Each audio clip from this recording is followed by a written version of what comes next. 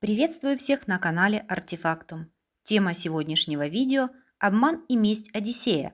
Как он притворялся безумцем, чтобы не воевать втрое, и месть разоблачителю.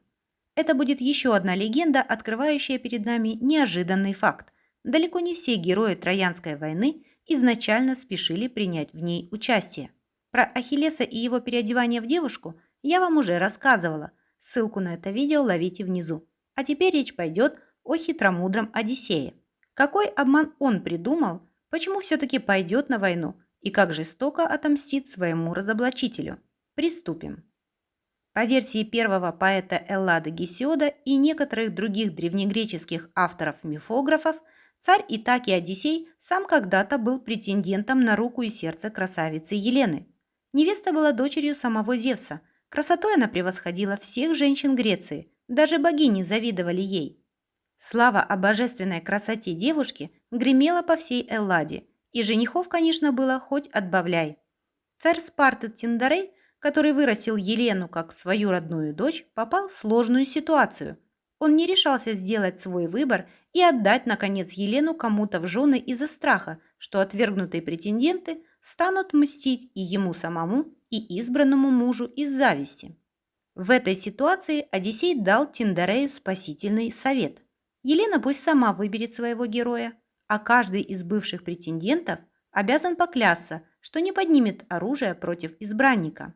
И в будущем, не раздумывая, окажет ему поддержку, если тот призовет их на помощь в случае беды.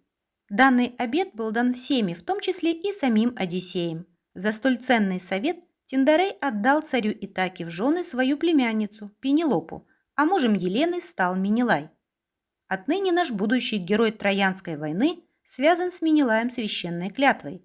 Он еще не знает, но это сослужит ему плохую службу.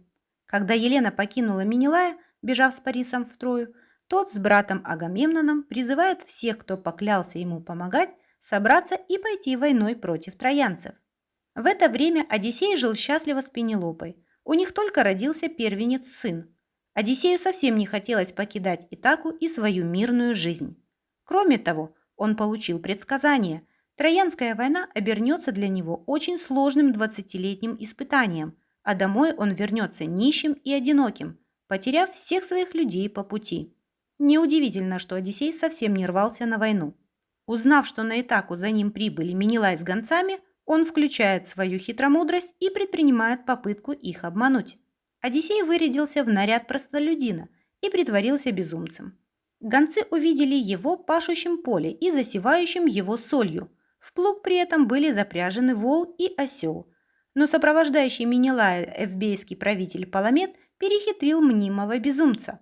Он положил на пути плуга новорожденного сына Одиссея, Телемаха, и наш герой вынужден был остановиться и поднять младенца с земли. А по другой версии, Паламет замахнулся на младенца мечом, и Одиссей вынужден был признаться в обмане. Так или иначе, царь Итаки был разоблачен. Одиссею пришлось собрать свое войско и примкнуть к походу. На Паламеда он затаил глубокую обиду и самым коварным образом отомстил ему под стенами Трои. Одиссей подкинет в шатер к Паламеду мешок с золотом и обвинит его в предательстве.